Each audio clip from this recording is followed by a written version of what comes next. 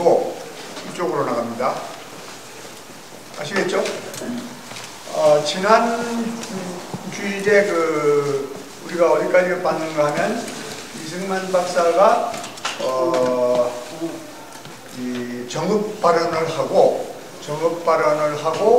했더니 이제 국내 여러 정치 지도자들이 이제 벌떼처럼 일어나서 이제 반대도 하고, 또 제일 문제는 미 군정청에서 엄청 화를 냈다고 그랬죠. 하지가 화를 내가지고 이승만 박사를 추방을 해야 되겠다, 뭐 이런 이야기까지 나오고 그랬는데, 이승만 박사가 국내에서 도저히 여러 가지 이 방해 작업 또는 이런 비판 세력의 주장, 이런데 그런 주장들을 다 협력을 하고 이건 안 되겠구나 해서 미국으로 들어가셨어요.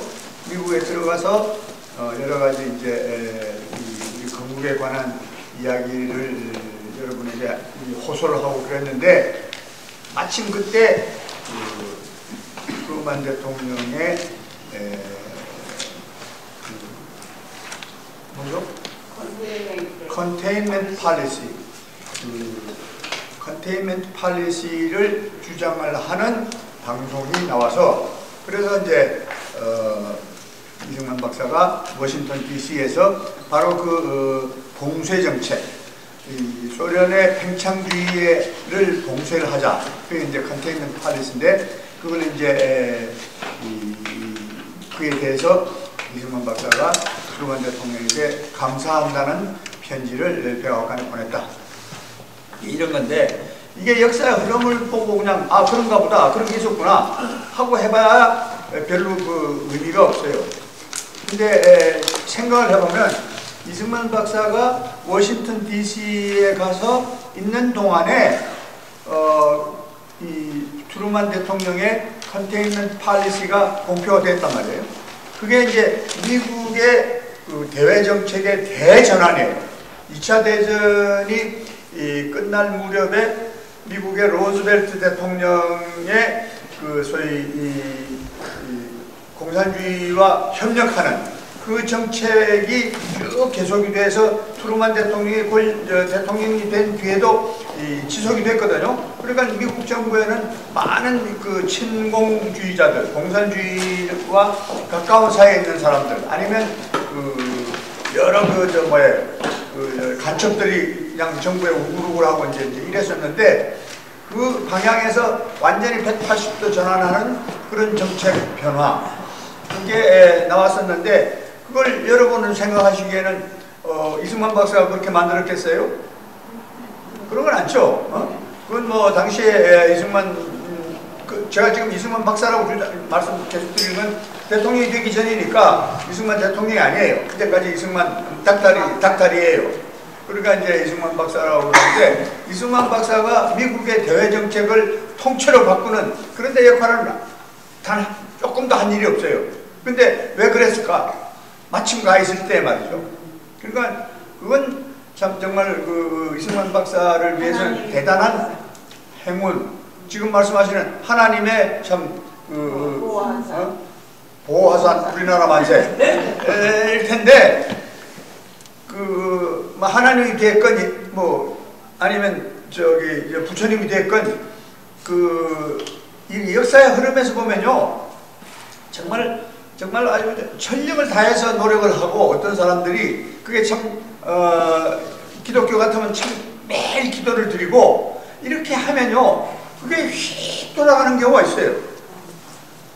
그건 이승만 박사가 기도를 했는지 뭘 했는지는 기록이 없지만은 그분이 미국에 다시 들어가 가지고 참 언론계와 여러 정부와 학계 이런 분들한테 한국의 대한민국의 건국을 호소를 하고 다니는데, 그런 정책이 딱 튀어나왔다고. 그럼 그걸 어떻게 액셉트하느냐, 어떻게 받아들이느냐, 이게 굉장히 중요한 거라고요. 그래가지고 이승만 박사처럼 그걸 아주 홀리 통째로 그걸 받아들이고 감사하다는 이야기를 하고, 근데 그렇게 되니까 이 정책이 눈에 보이게 이렇게 바꿔진다. 그래서 그때까지만 해도 미국과 소련이 저희 군정청에서 서로 의견을 조화를 해가지고 임시정부를 만들고 신탁 통치를 하는 방향으로 가 있다가 그게 이제 백지화되는 거예요. 백지화 돼가지고 그때 이제 난데없이 이건 이승만 박사가 주장한 거예요. 이건 저희 예를 들어서 군정청에서 실시하고 있는 그런 소위 좌우 확장 노선 이건 해봤자 안 된다.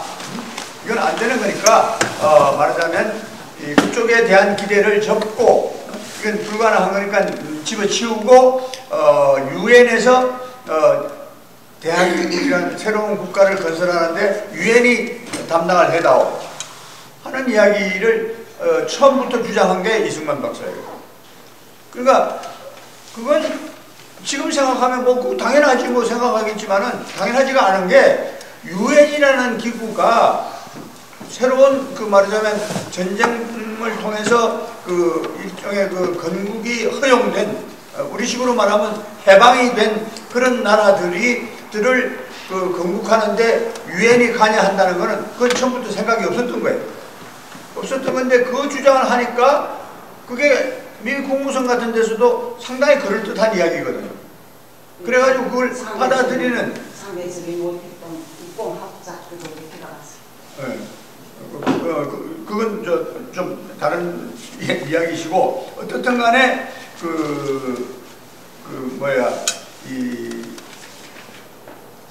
국공학자는 이루지 않는 소리만은 소리가 아닌데 미소공동위원회가 공전을 하고 실속이 없고 그러는 과정에서 1차 공동위원회가 유해가 되고 2차 공동위원회는 아직 언제 열리는지 모르는데 그런 주장이 나오고 유엔에서 미국에서 유엔 쪽에 한국의 건국 문제는 넘기자 하는 여론이 움직이기 시작했다고. 근데 그게 이제 큰 말하자면 역사의 흐름이에요. 그래서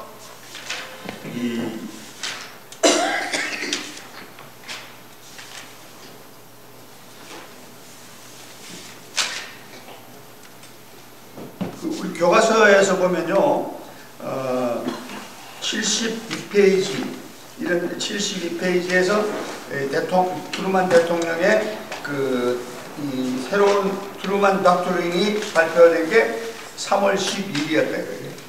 그래서 이승만 박사가 트루만 대통령에게 감사하다는 편지를 보낸 게 그 다음 날이고, 그래가지고 3월 47년 3월 12일 트루만 대통령이 대소 정책을 종래의 유화 협력 정책으로부터 강경 봉쇄 정책으로 전환했다. 그게 컨테인먼트 팔리시예요. 그래서 이제 미국 정부가 이제 좀 시작을 한 것이다. 그럴 때 이제 이승만 박사는 사실은 그걸 더 보고 싶었어요. 더 보고 이왕에 말이 나왔으니까 그쪽으로 계속 추진을 하려고 그랬는데 국내에서 또 야단이 났었어요. 무슨 사건이 터졌다고. 그게 뭐냐면 국내에 있었던 김부선 산하의 소위 임시정부 쪽에서 또 새로운 쿠데타를 시작을 했어요. 말하자면 군정청을 찾아가가지고 너희들 우리 주권 내놔라. 우리가 맡아야지. 너희가 무슨 나라를 우리 나라의 운명을 좌지우지하려고 그러느냐. 우리에게 권력을 사오하고 이제 또 덤벼들었거든요. 그러니까 그 소식이 워싱턴 DC에 있는 이승만 박사한테 연결된 거예요. 그래가지고 이승만 박사가 도저히 여기 있다가 안 되겠다 싶어서 이제 귀국을 서두르는 거죠.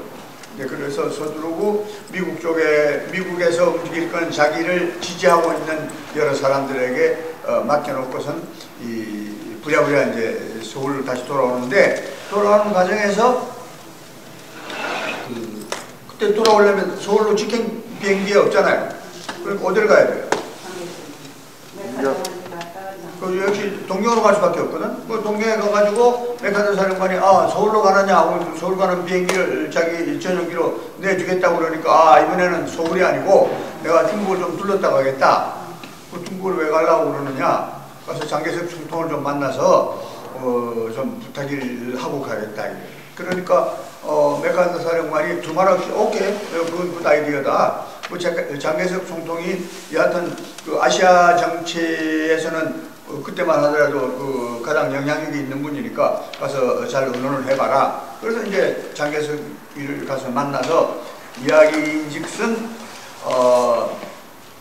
장 총통이 우리 김구 선생을 좀 그 김구 주석을 좀 잘 좀 컨트롤해다오.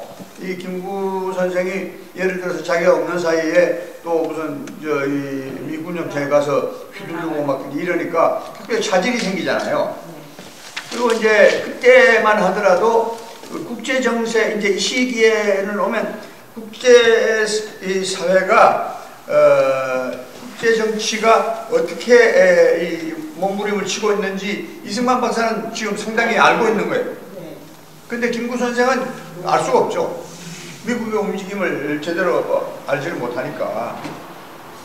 그래서 이제 그 장개석 총통한테 부탁을 드립니다. 예를 들어서 김구 선생이 건국 사업에 전혀 협조를 하지 않고 있다.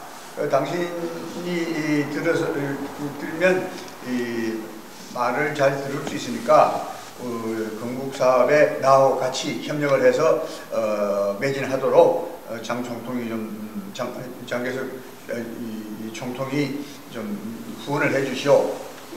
그 당시에 장개석은 어떤 상황이냐 하면 중경에 있을 때 중국 정부와 상황이 많이 달라졌어요. 그때는 장개석 총통이 중국 문제 하나의 그 리더십을 가지고 이니시에이트를 할 수가 있었는데 이제 전쟁이 끝났잖아요. 끝나가지고 하니까 중국 공산당이 자꾸 세력이 커져가고 중국 공산당의 세력이 커짐과 동시에 장개석 총통은 영향력이 자꾸 적어진단 말이에요. 그래가지고 그런 상황이니까 자기가 가만히 보니까 아 이거 공산주의하고는 이제 손잡고 해서는 안 되겠구나. 본래 이 중경에 있을 때 임시정부도 본래는 아주 초우파적인 그런 분들이 주축이 됐는데 장개석 총통이 영향력을 미쳐가지고 좌우 합작을 했거든요. 그러니까 그 당시에 임시정부는 그 중경에 가서는 성격이 많이 달라져가지고 좌우 합작이 되어버렸단 말이에요. 그건 중국 자체가 국민정부하고 중국 공산당하고 좌우 합작을 했기 때문에 그래서 한국 임시정부가 그렇게 됐었는데 지금 자기가 이제 중국 공산당하고 싸우는 입장이거든요. 그러니까 내전을 하고 있고 약간의 밀리는 상황까지 지금 왔단 말이에요. 그럴 때 이승만 박사가 와서 한국 문제를 당신이 좀 도와줘야 되겠어. 김구 주석이 도저히 지금 서로 협력이 안 되니까 당신이 말이라면 들을 거 아니오. 벌써 이승만 박사는 그런 여러 가지 관계를 알고 있으니까 그러니까 쉬어 그 아주 좋은 말씀이라고 그렇게 하겠다고. 그래가지고 장개석 총통이 자기 전용기를 내줘서 이승만 박사를 서울로 보내드려요. 그러니까 그러면서 새로운 특사를 따로 보내가지고 김구 선생을 만나서 이승만 박사하고 손을 잡으라고 혼자서 하려고 그래서 일이 안 되니까 같이 협력을 하시라고 그렇게 했는데 그게 제대로 이루어지지 않고서는 나중에 이제 자꾸 벌어지기만 했지만은 장개석 총통은 자기 나름대로 그런 역할을 했다고. 그러니까 그런 걸 그때 특사가 이 백범 선생하고 만나가지고 이야기한 게 나중에 기록으로 다 나와 있어요. 나와 있는데 근데 뭐 이미 그 거리가 멀어질 때는 멀어져 있었기 때문에 그게 장개석 총통의 애드바이스가 제대로 몇 개 들어가지 않았다 이제 이렇게 평가를 합니다. 이제 그 무렵에 또 여운형 선생이 또 기사를 내요. 여운형 선생은 여러분이 아시다시피 이 교과서의 첫 장에 나오는 것처럼 1945년 8월 15일 우리가 말하는 해방 바로 그날 일본 군정청으로부터 부탁을 받고서 전쟁이 끝난 이후에 이제 국내 치안을 담당을 해달라. 그리고 한국에 사는 일본인들의 생명과 재산을 보호해 주시오. 그리고 그렇다면 그 당신이 요구하는 조건들을 우리가 다 수납을 해가지고 협력을 하겠다. 그래가지고 건국준비위원회라는 걸 만들어서 소위 말하면 건준, 그래가지고 해오다가 나중에 이제 공산주의자들한테 자기가 이용당하고 있다는 것을 이제 확인을 하고서 그분들하고 손이 떨어져서 일종의 그 좌우 합작 노선에 이제 협력을 하는 거예요. 그 당시에 마침 또 그 하지 사령관을 주축으로 한 미군 정청이 그 좌우 합작을 하니까 그게 최고의 지도자로서 그 이제 여운형 선생이 그 수락을 하고선 그 좌우 합작 노선을 지지하거든요. 그랬는데 그러다 보니까 백의사가 누구예요? 연동지가 됐건 누가 됐건 그건 괜찮고, 백의사라는 게 일종의 그 폭력 집단이거든요. 그 이제 사람 암살하고 뭐 죽이고 뭐 이런 테러하고 이제 이런 그걸 사명으로 하고 있는 사람들인데, 이 사람들의 말하자면 눈에 난 거야. 여운형 선생이 왜 눈에 났느냐면 그분들은 철저하게 말하자면 신탁 통치를 아주 생명을 걸고 반대를 해야 되는데, 여운형 선생의 입장은 애매한 입장으로 지금, 왜냐하면 이 군정청하고 협력을 하게 되면 군정청은 그때까지만 하더라도 좌우 합작을 통해서 뭔가 이 난국을 헤쳐나가려고 생각을 하니까 결국은 군정청에 협력하는 사람, 그러면 그 신탁 통치를 결사적으로 반대 안 하는 사람, 이렇게 지목이 된 거예요. 그래가지고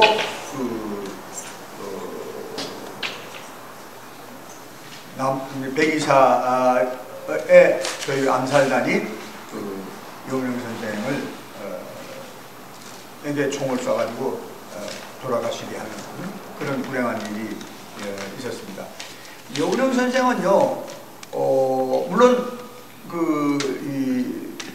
상당히 사회주의에 가까운 그런 꿈을 가지고 있었어요. 이상주의적인 사회주의자, 이상주의적인 공산주의자, 이제 이렇게 표현할 수 있는데, 그 부분은 언젠가 제가 말씀을 드렸지만은 자기가 가지고 있던 조상으로부터 내려오는 그 많은 토지를 전부 자기 밑에 있던 노복, 말하자면 노비들을 전부 해방시켰잖아요. 해방시키는 게 솔선해서 사회주의자로서의 역할을 했다고 여운형 선생은. 그런데 여하튼간에 그런 사회주의적인 그런 주장도 하고 그런 운동도 하고 이제 이런 분인데, 또 일정 시대 일본이 지배하고 있을 때 조선체육회 회장이었어요. 조선체육회 회장인데 체육인들을 양성하는데 또 심혈을 기울였어요. 자기 사재를 들여가면서. 그 당시에 우리가 우리 민족의 체육인 중에 머리에 탁 떠오르는 분이 누구예요? 송기정. 송기정은 참 그 당시에 조선인으로서는 참 전 세계적인 인물 아니에요, 그죠? 1936년에 있었던 베를린 올림픽 때에 송기정 선수가 마라톤 선수로 이제 일본하고 조선 다 합해가지고 예선을 했는데 거기서 1등을 했단 말이에요. 그러니까 이제 버린 이 올림픽에 가야 되는데 생각하니까 송기정 선수가 가만히 생각해 보니까 가기 싫어진 거예요. 왜냐? 그거 가서 뛰어봤자 1장기 달려야 하는데 그거 뭐 자기가 우승을 해본들 무슨 소용이 있냐? 그것도 싫고 그리고 무슨 일본 사람들 정부로부터도 무슨 대단한 지원도 못 받을 것 같고, 그러니까 송기정 선수가 여운형 선수, 옹양 선생을 찾아와가지고 선생님 나 안 갈랍니다 이랬더니, 안 갈랍니다 그랬더니 그 왜 안 가느냐? 제가 가서 뛰어봤자 내가 1등을 해봤자 일본 애들한테 금메달이 가는 거지 뭐 우리 조선한테 오는 게 뭐가 있습니까? 그래서 안 가겠습니다 그랬더니 막 야단을 쳐요. 응? 손 선수 피는 물. 네가 일본 길을 달건 뭐 했건 너 몸속에 흐르는 피는 누구의 피냐? 응? 되지 못한 소리 하지 말고 가라. 그래가지고 돈을 잔뜩 줘가지고 가서 호강도 하고, 응? 그래서 그걸 하라. 그래서 선생님이 너무 야단을 치고 올림픽 위원장이니까 어떻게 해요? 체육회장 말씀을 들어야지. 그래가지고 올림픽에 가가지고 우승을 했다고. 그러니까 그때 몽양 선생이 그렇게 참 송기정 선수를 지원하지 않았으면 송기정 선수는 안 갔다고. 그러면 일장기 운운하는 그런 사건은 전혀 없어지는 걸 못했었는데 이 여운형 선생이 그런 소위 게 있어요. 제가 이야기를 했죠. 고려촌 고마무라 동경 옆에 있는 고마무라라는데 가서 그게 방명록에 보면은 지와 미즈요리 고이 피는 물보다 진하다. 그걸 일본말로 그렇게 써놓고 또 딴 데서도 비슷한 이야기를 했어요. 그 피에 관한 이야기를 많이 했다고. 그러니까 사실은 일본 사람들이 볼 때는 굉장히 기분 나쁘죠. 내선 일체다 뭐다 해가지고 자기네들이 완전히 돌봐줘야 하는 일종의 그런 사람들인데 이거 가는 데마다 피 운운하고 말이지 피는 물보다 진하다 하고 떠들고 다니니까 되겠어요. 그래서 일본 사람을 만나면 하는 소리가 일본 보통 시민들이 아니라 정부 측의 고위 인사들 만나면 우리는 조선은 독립해야 되고 너희가 조선을 병합한 그런 역사의 죄를 지은 거다. 그러니까 지금이라도 늦지 않았으니까 그걸 백지화하고 조선을 독립시켜다오 하고 이제 주장을 했거든요. 이제 그런 분인데 자꾸 이제 군정청에서 그런 정보가 들어오는 거예요. 암살단 백이사에서 이 여운형 선생을 노리고 있다는 걸. 그래가지고 하지 사령관이 몽양 선생한테 당신이 아무래도 위험하니까 이제 그 전에 고아 선생도 참 그렇게 비참하게 돌아가시고 그랬으니까 이 군정청에도 이제 걱정이 되니까 혼자서 그렇게 돌아다니지 말고 위험하니까 이 경호원을 붙여주겠다. 군정청에서 경호원을 붙여주겠다니까 이분이 질색을 해요. 무슨 소리냐? 내가 평생을 우리 민족의 독립을 위해서 살아온 사람인데 내 인생 말기에 니들 경호원 보호를 받아가면서 내가 살아서야 되겠느냐. 쓸데없는 소리 말라고. 나는 그런 거 안 한다고. 그래서 거부를 하고. 또 아들이 몇 번인가 이야기를 해요. 아버지 이제 위험하니까 우선 그런 우리가 사설 경호원이라도 두자. 그랬더니 독립운동한 사람은 길에서 투쟁을 하다가 길에서 죽는 거지. 에? 남의 보호를 받아가면서 죽는 건 아니다. 나는 길바닥에서 죽겠다. 이렇게. 그래가지고 해화동 로타리 있죠. 로타리에 막 돌아가는데 주력이 있어가지고 주력이 앞에 길을 막고 그래서 20살도 안 된 젊은 애한테 권총을 맞고서 돌아가셨어요. 이 사람이 그게 이제 47년 7월 있었던 일인데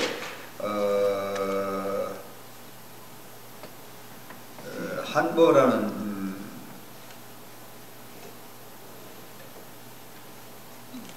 바로 그날 조선의 IOC 가입 축하 기념으로 서울운동장에서 개최될 한국과 영국과의 친선 축구 시합이 있었어요. 그걸 보러 가신다고 나가다가 해화동 로타리에서 돌아가셨어요. 그리고 돌아가셨고 마지막에 남긴 말씀이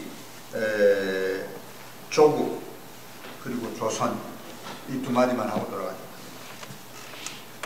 그리고 그날 돌아가실 때 자동차 안에 같이 타고 있었던 분이 고경훈 씨라고 이분은 제가 개인적으로 잘 아는 분이에요. 이게 일본의 1940년대에 들어가면 일본 국내에서도 거의 조선 독립운동이라는 그런 움직임이 거의 없어졌어요. 거의 포기를 하고 전쟁이 이제 2차 대전에 이 최고조에 올라가니까 뭐 독립운동하고 자시고 할 그럴 처지가 아니었었는데 그때 일본에서 거의 혼자 고경 선생이 이 독립운동을 독자적으로 해왔어요. 그래가지고 2차 대전이 끝나고 귀국을 했는데 이분이 처음에는 그 김구 선생과 가까이 지내다가 떨어져서 나와가지고 요운영 선생의 말하자면 제1비서 비슷하게 이제 같이 움직이시다가 그 축구 경기를 보러 가는 도중에 노상에서 총을 맞고 돌아가셨어요. 참 슬픈 이야기인데 이런 일이 있어서 그분 이 사람도 나흘 뒤에 평안북도 출신 19세 소년 한지근이라는 원래 본명은 이필형이라고 그러는데 한지근이라는 거라고 이제 잡았는데 이 사람이 범인이었고 재판 과정에서 자신이 애국 투사임을 강조를 해요. 자기는 애국 투사다. 그리고 송진우 선생을 저격한 한현우, 이것도 한이라고 하는데 이것들이 왜 한씨를 작정하고 주장을 하는지 모르겠어요. 본명은 따로 있는데 그래서 이 사람은 이 사람과 친분이 있고 그리고 자기가 그 권총과 실탄 10발을 한현우의 집에 남겨두었다. 그리고 김구 선생이 자기를 의사라고 그랬다. 뭐 이런 좀 진술을 해요.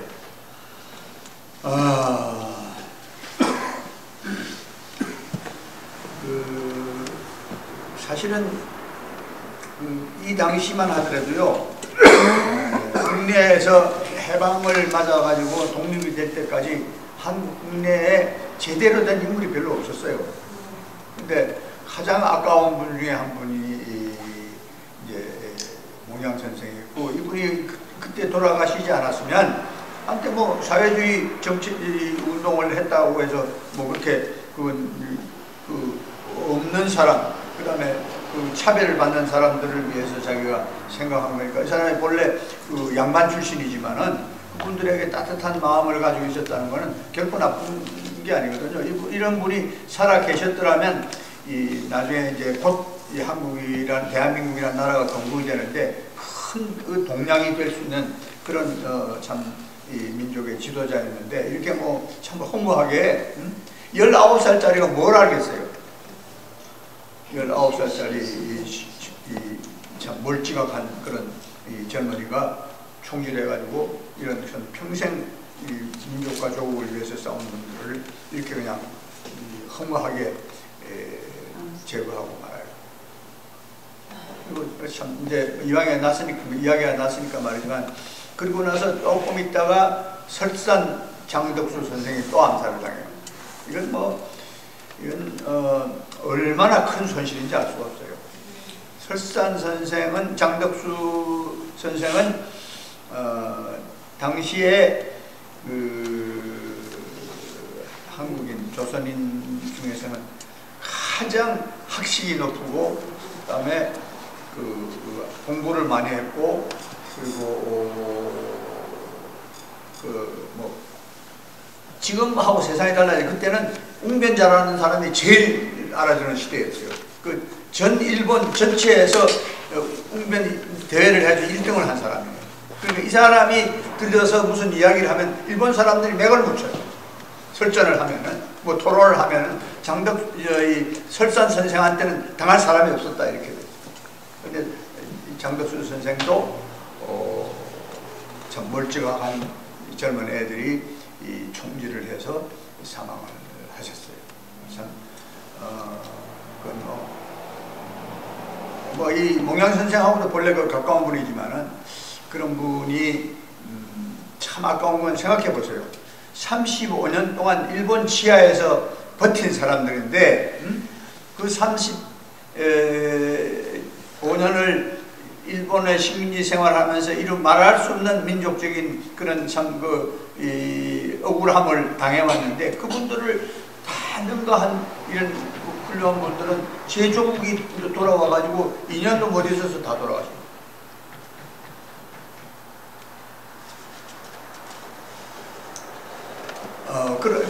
그런 사고가 있는 무렵에 유엔에서는 아까 말씀드린 것처럼 한국 문제를 토론을 해가지고 미국이 이제 물론 작업을 했죠. 당시에 유엔이라는 것은 지금하고 또 틀려가지고 미국이 좌지우지 마음대로 할 수 있는 기구가 유엔이었어요. 그러니까 유엔에서 한국 문제를 거론을 해가지고 말하자면 남한 단독으로라도 선거를 하자. 선거를 해서 정부를 만들어주자. 만들어서 유엔이 감시하에서 우리 힘으로 선거를 해서 소위 민주공화국을 만드는데 우리가 헌신하자 이래가지고 그게 이제 통과가 됐어요. 왜 남한에서만 하기로 했냐? 본래는 한반도에서 전부 하기로 그랬는데 그걸 하자고 결의를 해가지고 그 대표단이 한국에 와서 보니까 김일성이가 북쪽을 차지하고 나와서 너희들은 여기 못 들어온다 해가지고 막아서 말하자면 북한은 손을 못 대게 돼 있으니까 그 당시에 인구가 남한이 천만, 북한이 천만 있었으니까 3분의 2가 살고 있는 남한에서 남한 총선거를 하자고 이렇게 이야기가 돼서 남한 단독 선거가 됐습니다. 그래서 이제 말하자면 이승만 박사가 주장하는 방향으로 대세가 착조가 간단 말이에요. 그러면 그걸 막아야 되겠다고 생각하는 사람이 누구겠어요?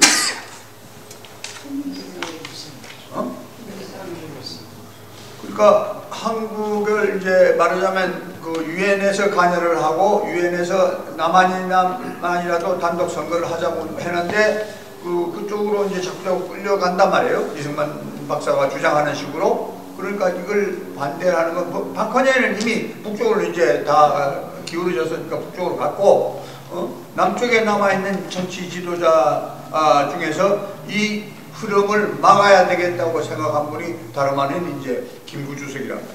그 김구 주석은 이 남한의 그 단독 선거. 왜 제가 단독 하느냐면 이승만 박사가 남한이라도 빨리 만들어가지고 북한은 이미 다 돼 있으니까 여기라도 막지 않으면은 나라가 전부 북쪽으로 돌아갈 것 같으니까 이제 남한이라도 같이 이제 단독으로 하자 이제 이러니까 이 김구 선생은 거기에 단기를 드는 거예요. 왜냐하면 우리가 남북한 통일정부를 만들자고 그랬지 단독 정부를 만들려고 하는 거는 그건 분열策동이다 이제 이렇게 된 거예요. 그러니까 김구 선생의 말씀도 뭐 옳은 이야기는 옳은 이야기인데 현실적으로 보면 말하자면 북한은 정부를 거의 다 만들어 놨고 남한은 지금 사부가 훈련돼 가지고 무슨 소리를 하는지도 모르는 그런 상황인데 정부를 만들려면 빨리 추진해 나가자고 그러니까 이제 김구 선생이 그걸 이제 작전 이제 엇박자를 지르는 거예요. 그래서 이제 이런 이야기를 합니다.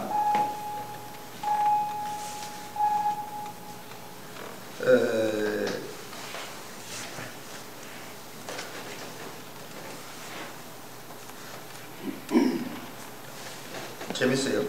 미군 주둔 연장을 자기네 생명 연장으로 인식하는 무지 몰지각한 도배들은 말하자면 보세요. 미군이 영원히 주둔하기를 바라고 있는 그런 도배들은 그런 자들은 도배들은 국가 민족의 이익을 염두에 두지도 아니하고 박테리아가 태양을 싫어하는 것처럼 통일 정부 수립을 두려워하는 것이다. 그리하여 그들은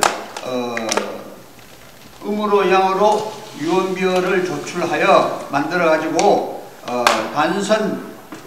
단정의 노선으로 민중을 선동하여 유엔 위원단을 미혹하게 하기에 전심전력을 경주하고 있다. 나는 통일된 조국을 건설하려다가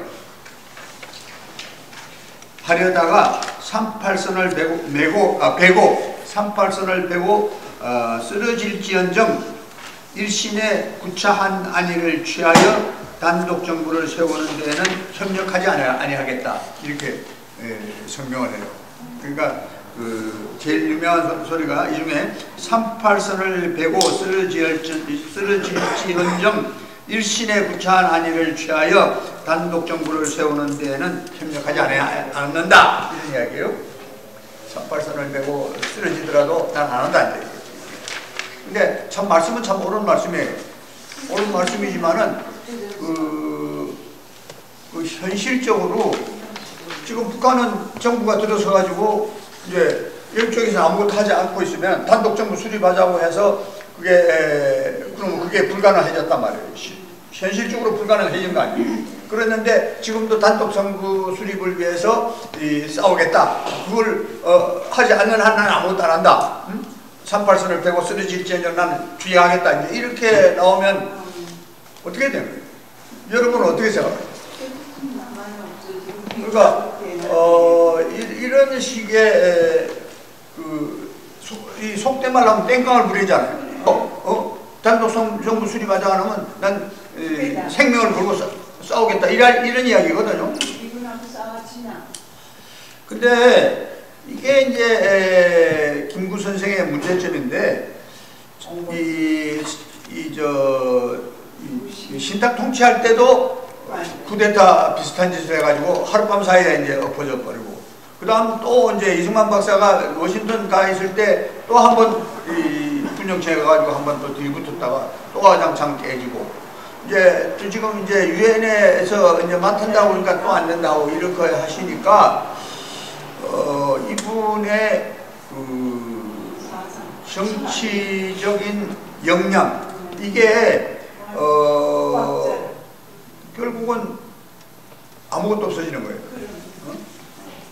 또 자기 자신만 그렇게 되는 게 아니라 그분을 지지한 세력들도 이제 점점 줄어들고 이제 이렇게 되는데, 이 상황에서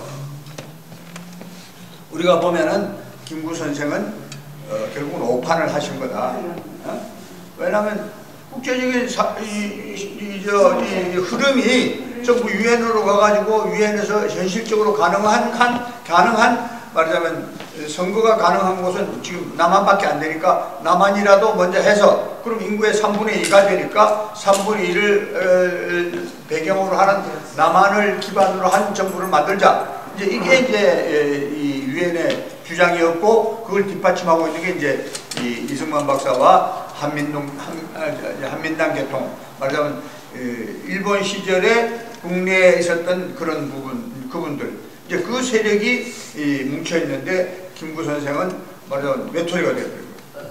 그 현실인식을 오판을 하면 정치가는 그걸로 성공을 할 수가 없어요.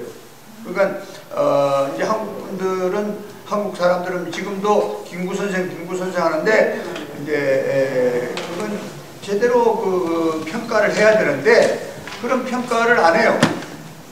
왜 안 하느냐? 뭐 여러 가지 이유가 있겠죠. 여러 가지 이유가 있는데 제일 아쉬운 건 어떤 정치인이 말이죠. 무슨 가다가 도중에 변명에 쓰러지고 그러면은 그냥 무조건 엎어져요. 같이 엎어져가지고 이제 그분에 대한 동정심, 존경심 이름이 막 그냥 이제 흥크러져가지고 무조건 그분의 주장이 다 옳았다는 식으로 그렇게 판단을 하는데, 그건 한국 사람들이 좀 더 그런 문제에 대해서는 냉정한 판단을 해야 되는데 그건 뭐 지금도 안 해요.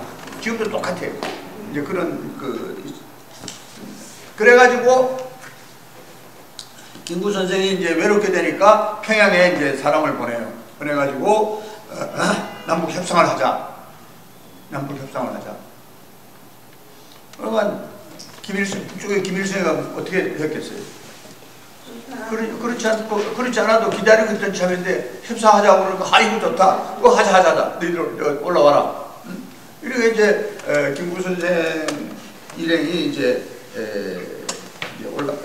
북쪽으로 올라가는데 가서 가보니까 남북 협상하자고 그래놓고 김일성이는 자기네들이 다 만들어놨다고. 김구 선생이 도착하기 전에 다 만들어놓고선 이제 이렇게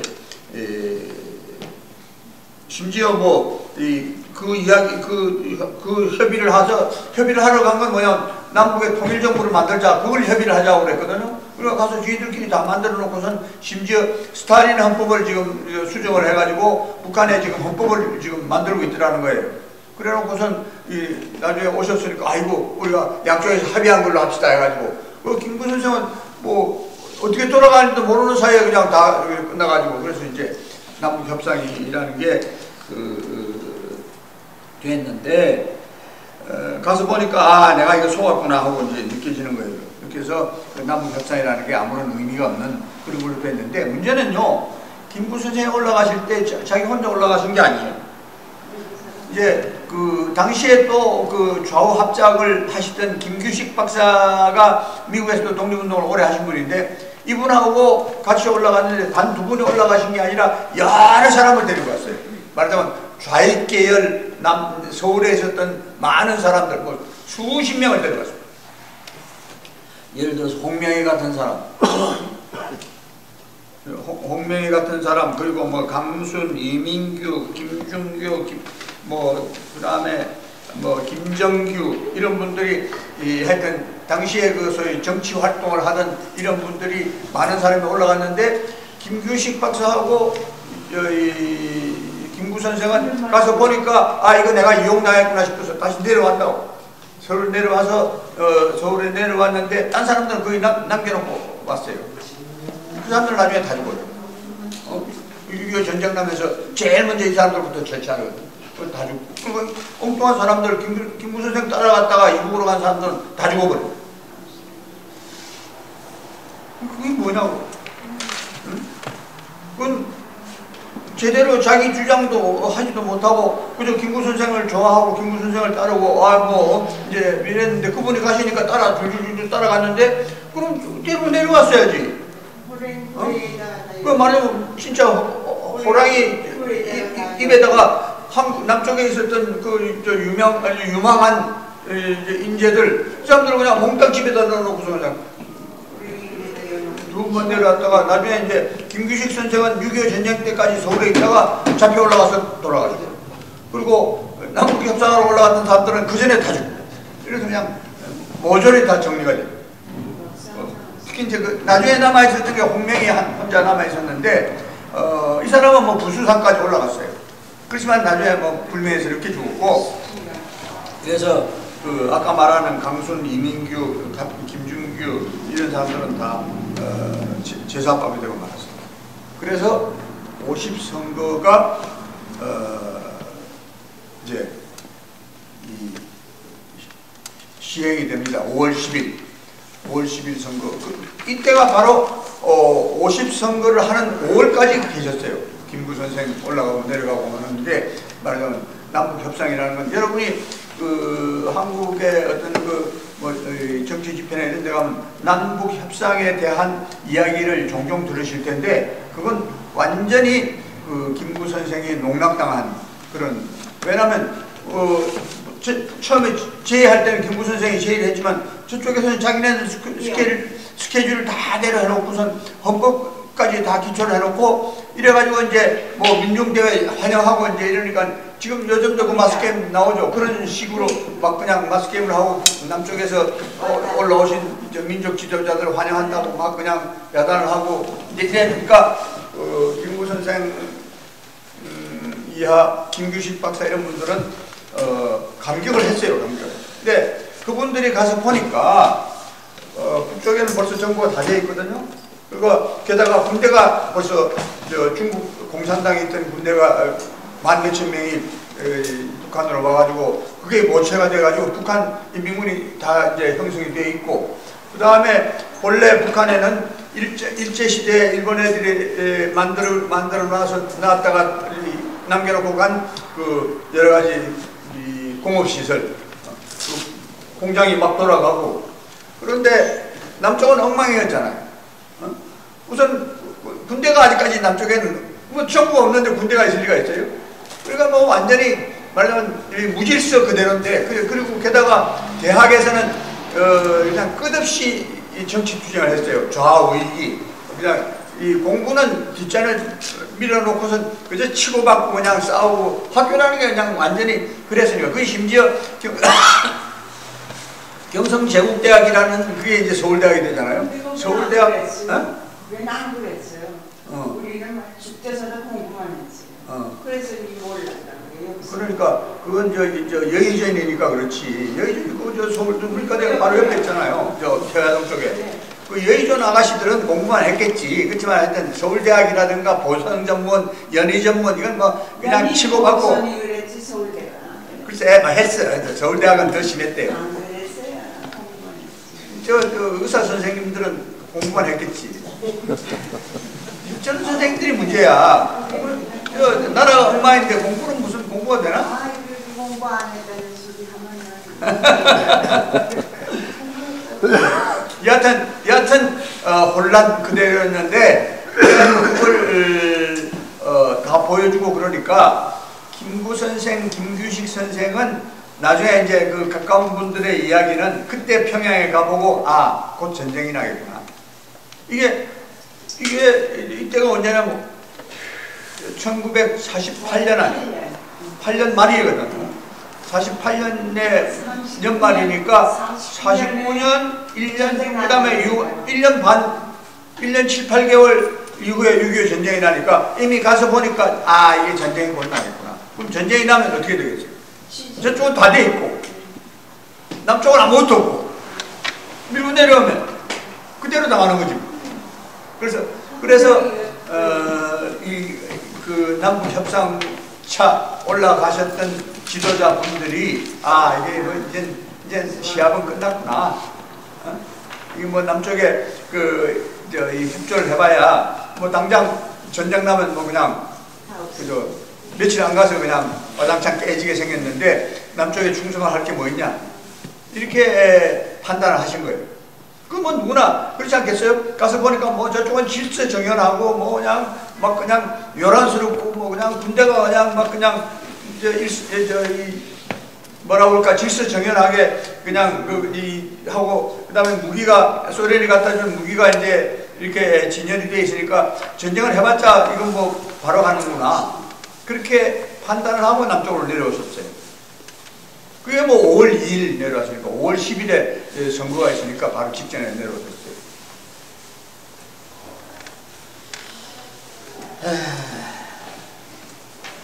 올해 내려오셨는데 총선과 국회 개원위에서 총선거를 하고서 이제 대한민국이 건국이 되는 건데 그건 다음 주일에 대한민국 건국의 기쁨을 여러분이 같이 나누시기 바랍니다. 이건 건국 이야기는 이제 마지막 클라이막스에 이제 다음 주에 말씀을 드리겠습니다. 그건 이제 그렇게 접어두고 대한민국에 또 무슨 큰 사건이 났죠? 네.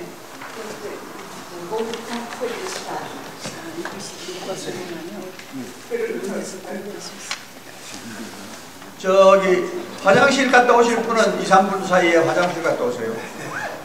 그럼 바로 들어갑니다. 홍준표 문제제.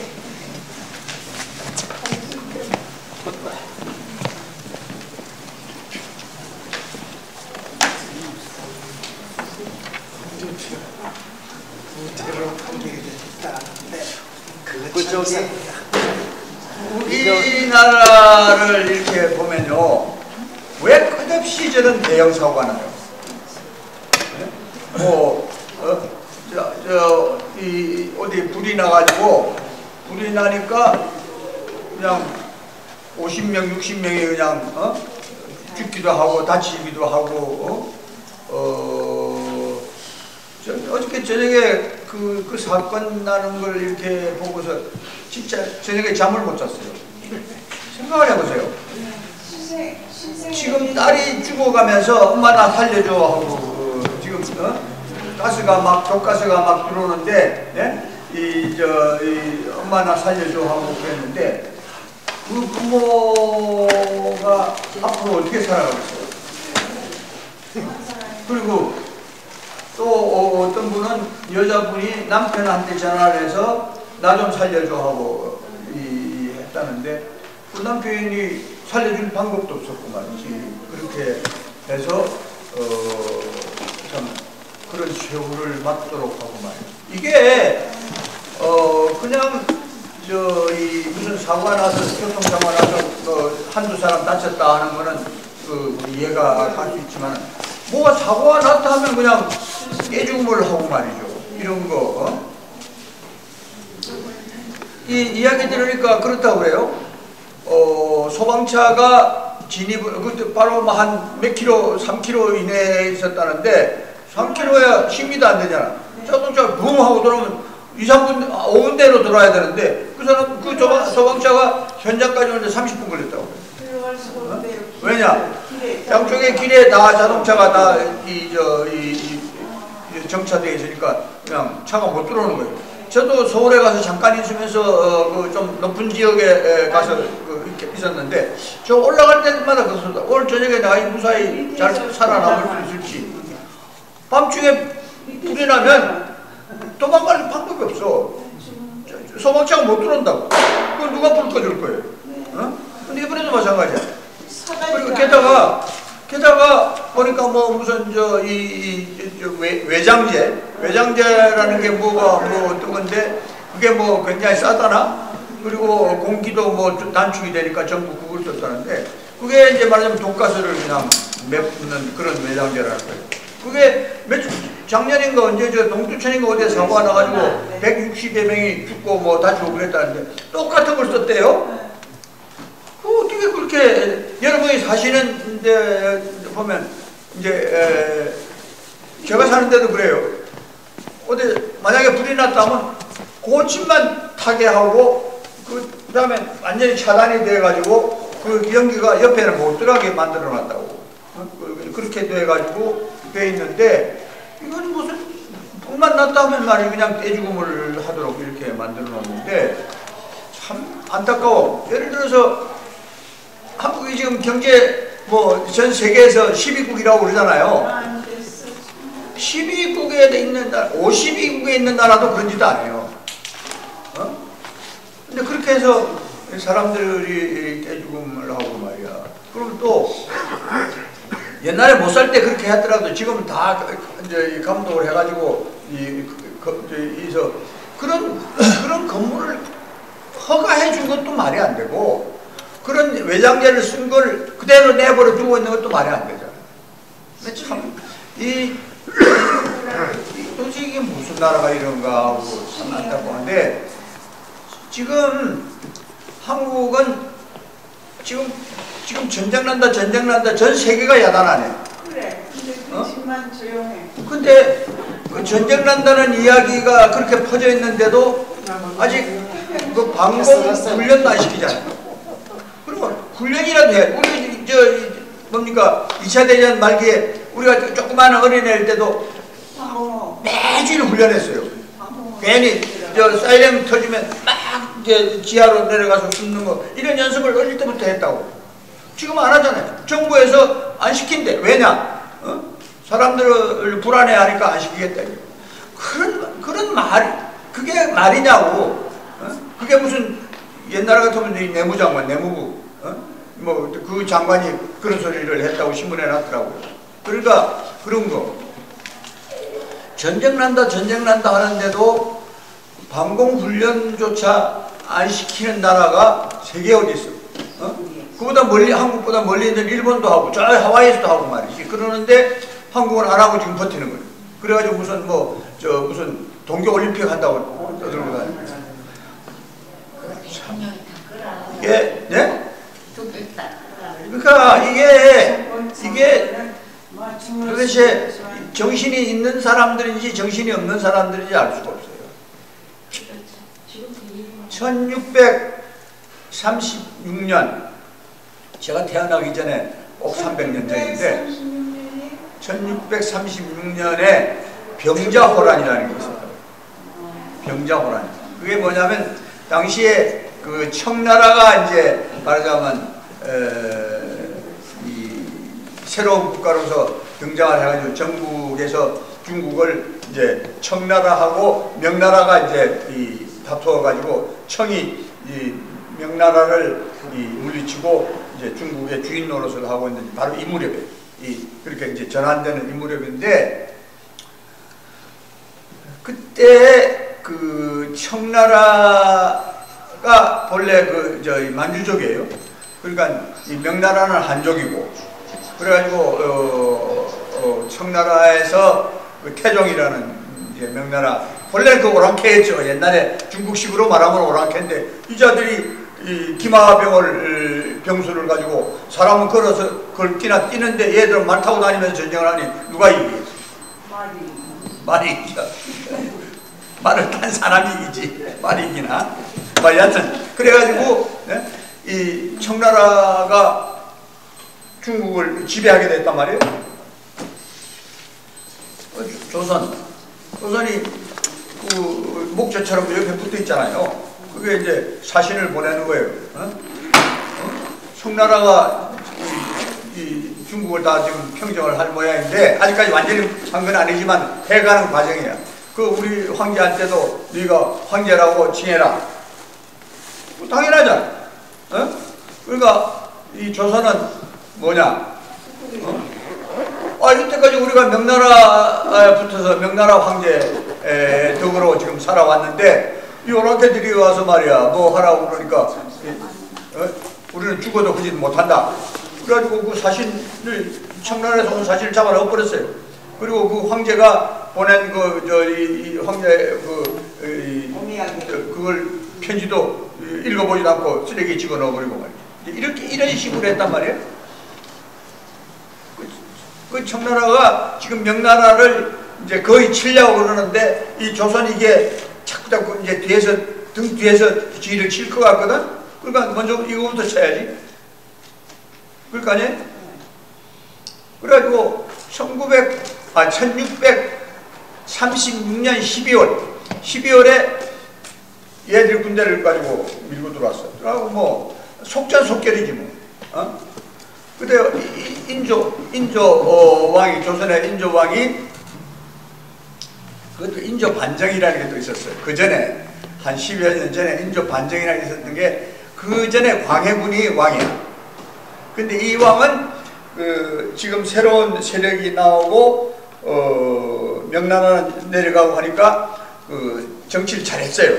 그래가지고 중립을 지키면서 이쪽에도 붙지 않고 이쪽에도 안 붙고, 말하자면 묘하게 이제 그렇게 나가는 거예요. 그게 이제 이 광해군이 우리나라 역사는 그게 워낙 엉터리니까 항상 막 거짓말 두세니까 그렇게 특히 뭐 연속 방송 뭐 드라마 이런 거 보면 이게 아주 전 드라마를 중에 한국의 역사 드라마는 절대로 안 봐요.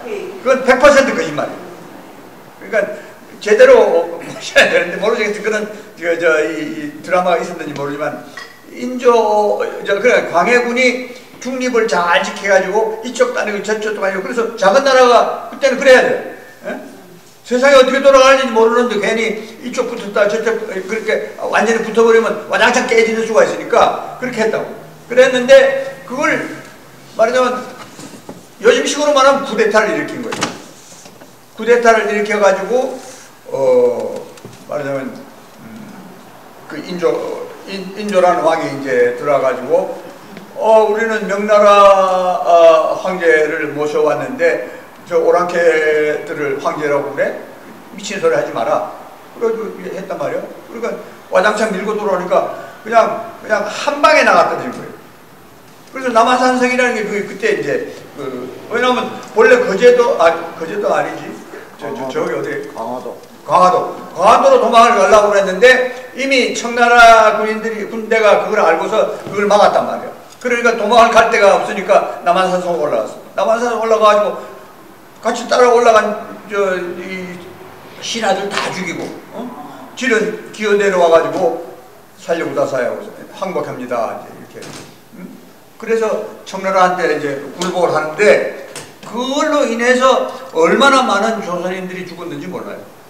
죽었는데 그것까지는 또 괜찮아. 뭐 전쟁이 나면 약소국가는 항상 깨지기 마련인데 삼전도의 수치라는 게 여러분은 그건 꼭 기억해 두세요.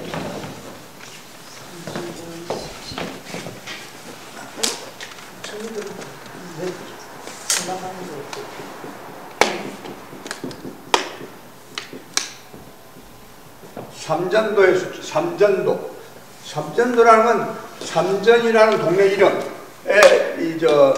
뭐죠?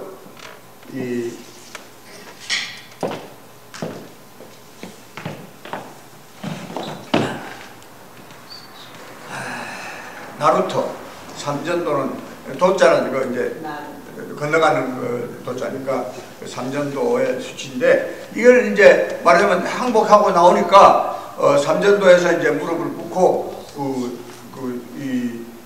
뭐예요? 이 나라 뭐죠? 이 청나라의 그 태조한테 꿇어 앉아서 살려달라고 이제 그렇게 인조가 그래서 인조가 지금 서울 송파구 삼전동이라는 게 있답니다.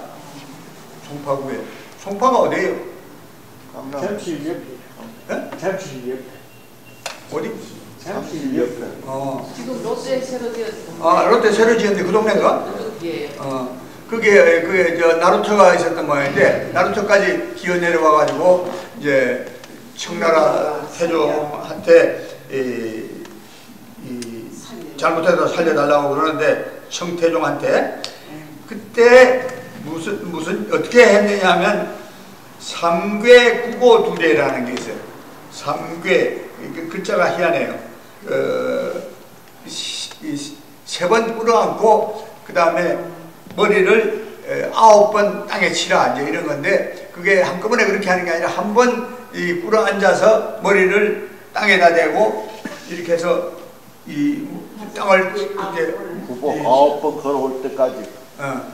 그렇게 해서 9번을 한 번 해서 꿇어앉고 이걸 3개 치고 또 앞으로 나가서 또 하면 6개 아니에요. 3번 하면은 3번 하고 머리를 9번 땅에다가 이제 쳐가지고 뭐 머리에서 뭐 피가 뭐 흘렀다 뭐었다 이런 이 구전이 있습니다만 여하튼 그게 얼마나 치욕이야. 그래야 이게 말하자면 조선의 왕이 그 이때까지 오랑캐라고 하던 그 만주족 황제한테 가서 말하자면 신하의 예를 드려라.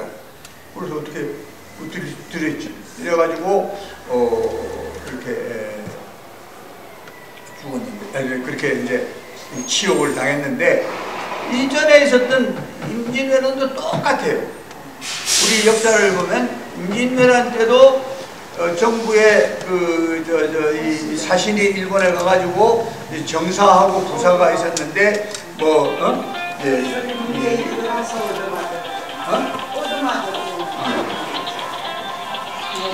그래서 황가하고 김가가 둘이가 있었는데 하나는 정사고 하나는 부사인데 한 사람은 황가는 이거 일본에 가봤더니 그놈들이 전쟁 준비를 충분히 하고 있습니다. 그러니까 김가는 무슨 소리냐? 이 도요토미 풍진수기를 봤더니 완전히 인간 같지 않고 원숭이 새끼 같습니다. 그래가지고 일본이 전쟁 준비를 철저히 하고 있는데 그 전쟁은 안 일어납니다 하고 주장한 사람 주장을 받아가지고 말하자면 나라는 아무런 방위 태세를 안 하는 거예요. 그러면 일본이 쳐들어온 와장창 깨지는 거지. 그래서 깨진 거라고 사실. 그런 전쟁 준비를 가능하면 안 하려고 그래요. 한국은. 예를 들어서 후에 이성용 씨가 그렇게 연기했잖아요. 후에 김정일한테 왜 그렇게 이야기했냐 그랬더니 김정일이가 그렇게 얘기하면은 국가가 국민들이 수렁을 잡았다. 그래서 그렇게 했다고. 그런 그런 거짓말을 하는데 정부는 그런 거짓말을 택한다고. 지금 똑같아요. 한국에 지금 전쟁이 나느냐 마느냐 여러분이 지금 다 걱정을 하고 계세요. 전쟁이 물론 안 났으면 좋겠지만은 지금 상황으로서는 전쟁이 난다고 생각해서 대비를 해야 돼요. 그래가지고 전쟁 안 나주면 다행이고, 전쟁이 거의 전 세계는 전쟁이 난다 하는데 한국 정부만 안 난다 그러거든요. 그리고 내서는 안 된다. 처음에는 김정은이의 핵무기와 이런 게 말하자면 그걸 치는 쪽을 전쟁 책임을 물으려고 그랬어요. 그래가지고 예를 들어서 트럼프 대통령이 친다 하니까 왜 전쟁을 시작하느냐 하는 식으로 이제 미국을 비난을 했었는데, 이제는 분위기가 많이 달라져가지고 전쟁을 하는 게 인류 국제사회를 도우는 일이다. 전쟁을 하지 않으면은 북한이 남쪽을 치는 것보다는 그건 치든 말든 이거고 전 인류의 재앙이 된다. 그러니까 전 인류의 재앙을 제거하는 트럼프의 말하자면 전쟁 대비가 남한을 도와주고 안 오고 이게 아니라 전 인류의 말하자면 선을 위해서, 생존을 위해서 불가피한 조치다. 이런 식으로 바꿔져 가고 있거든. 그런 식으로 바꿔져 있는데 한국하고 중국만 우리는 한반도에서 전쟁은 절대 용납 안 한다.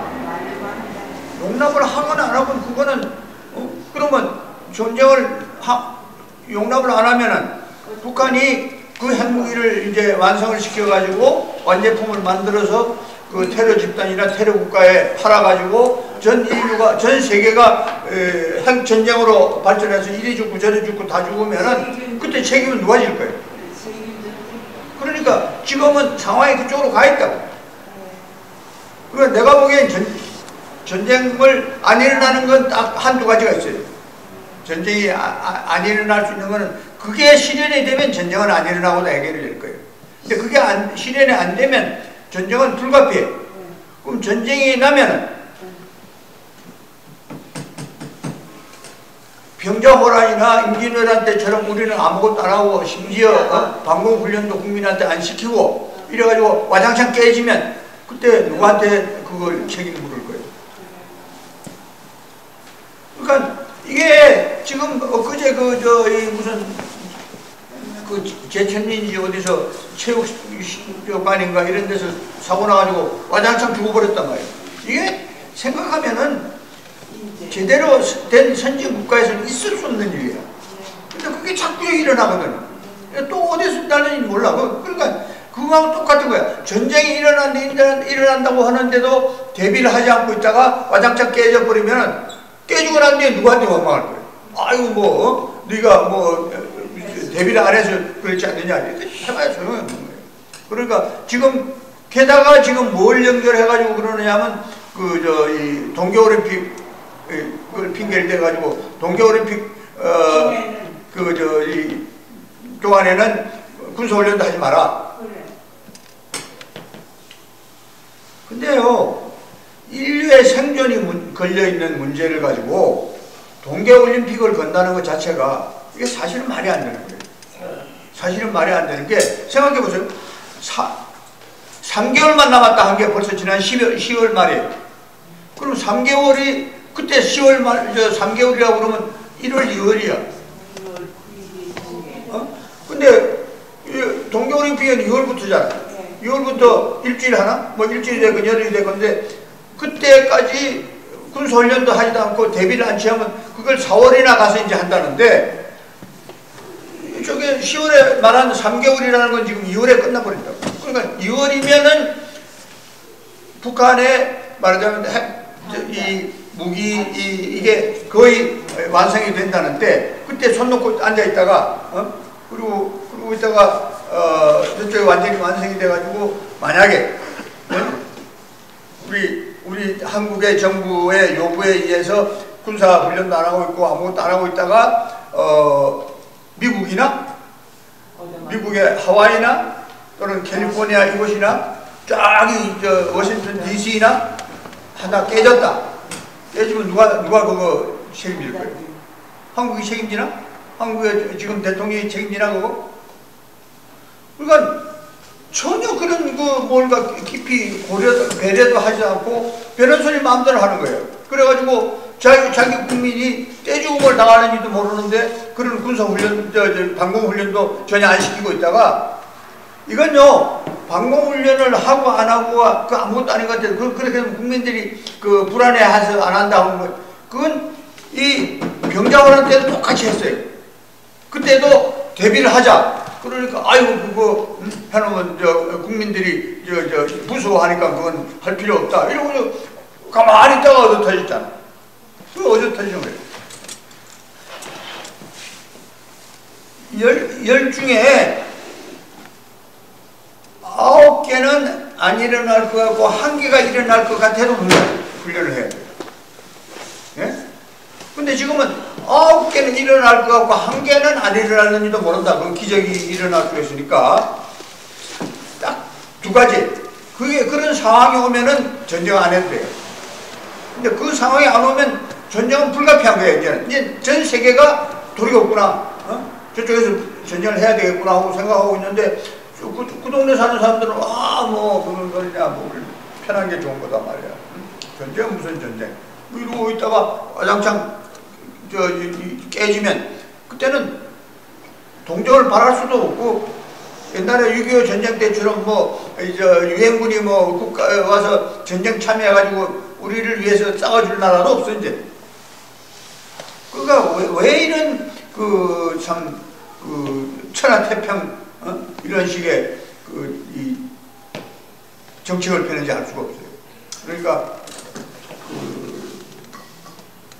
여러분들도 댁에 가시면은 서울에 있는 친척들이나 이런 사람들한테 전쟁 대비를 하고 있어라.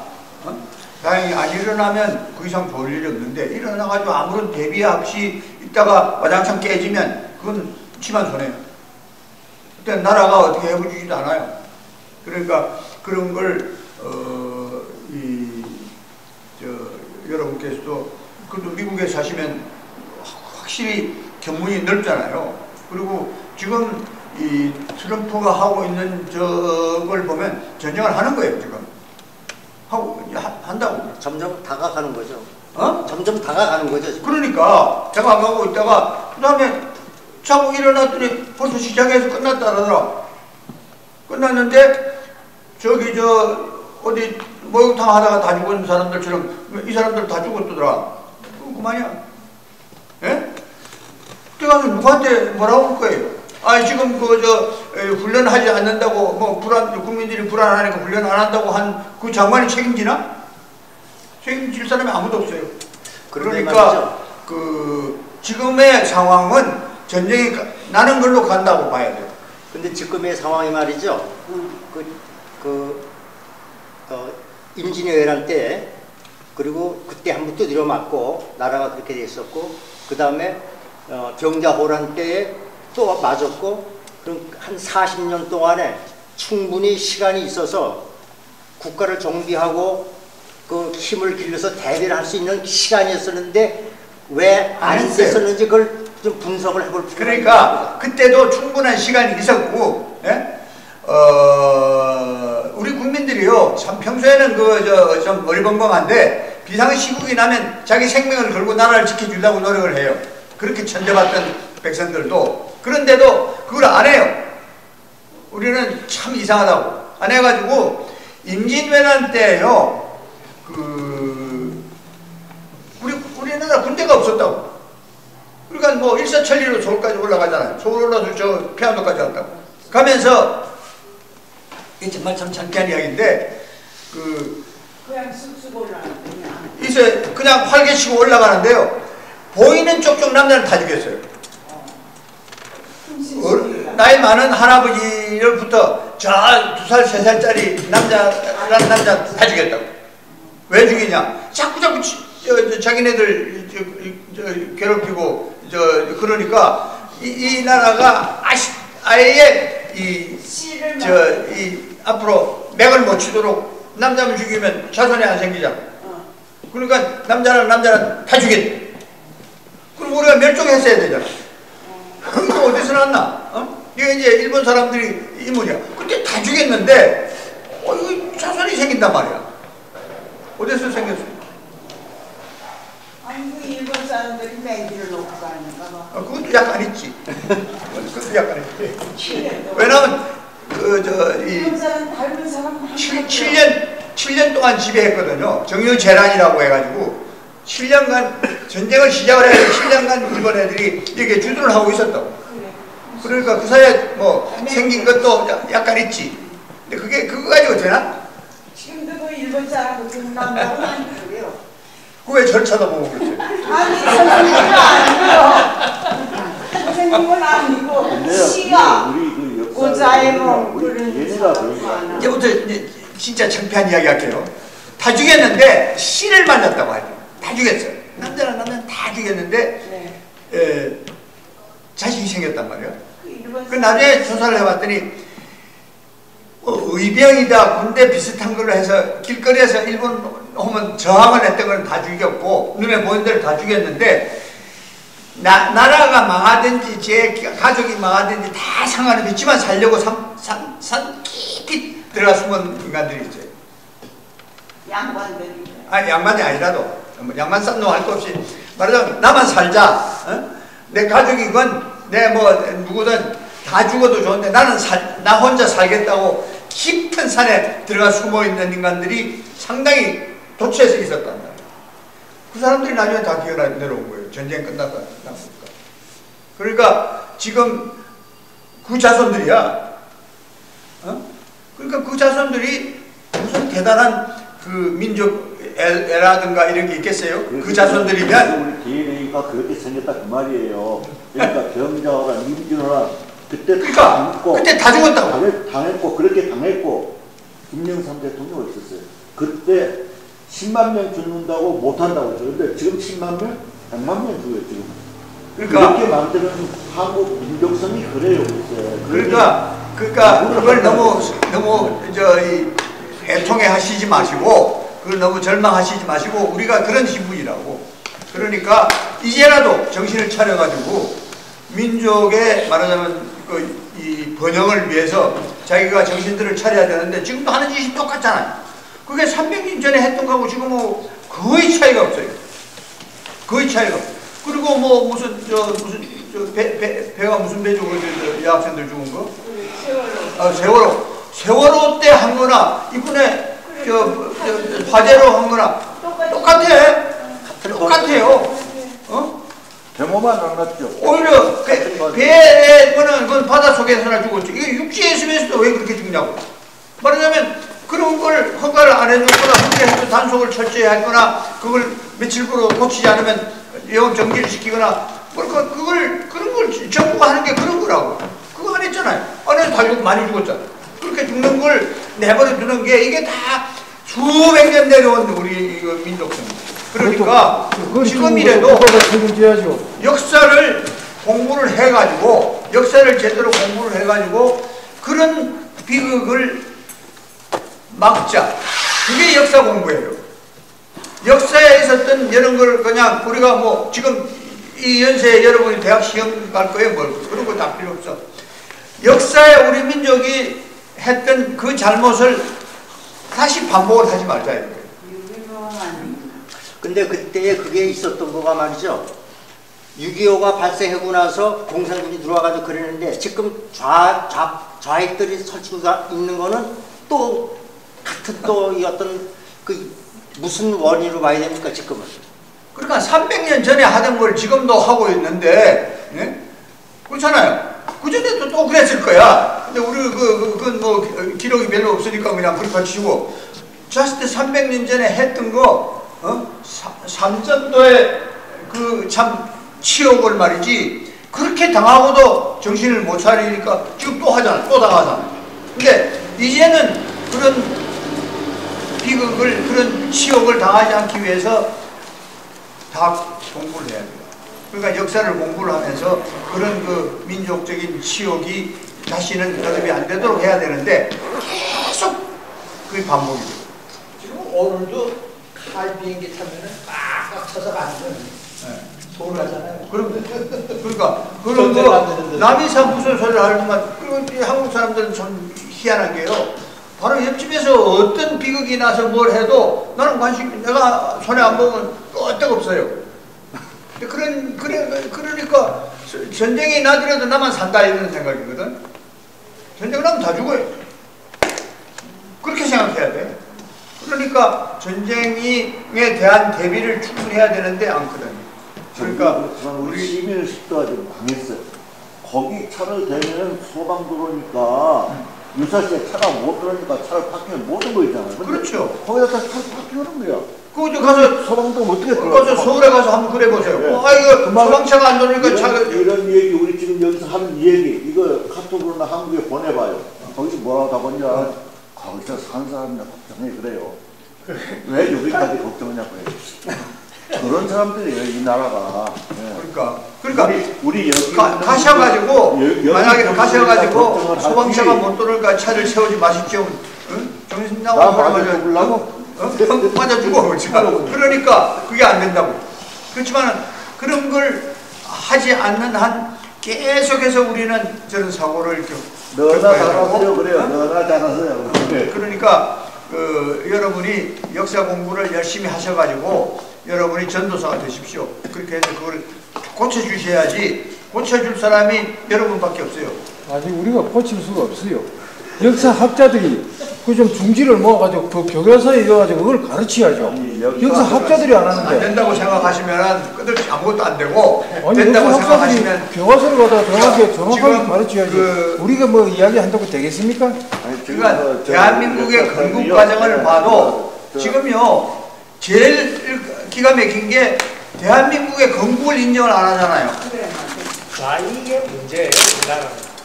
대한민국의 건국을 인정 안 하면서 자기네들은 대한민국의 가장 큰 은전을 받고 있어요. 그 건국을 인정하는 사람이 지금 대가리가 되어 있잖아요. 그 인정을 안 하는 사람. 그 대가리가 되어 있으면 이 나라가 어떻게 해봐요? 지 마음대로. 그러니까 대한민국의 건국조차도 인정하기 싫은 사람들이 그 사람이니까. 권력을 쥐고 있잖아요. 그러니까 이게 국민들이 정신을 차려야 돼요. 그래서 이런 이 역사적인 사실을 잘 알면 그런 사람들이 앞으로는 권력을 못 줍니다. 그렇게 이제 되도록 해야 돼요. 근데 국민들이 제대로 이렇게 바뀌었으면은 이 사람은 대통령 시켜놨겠어요?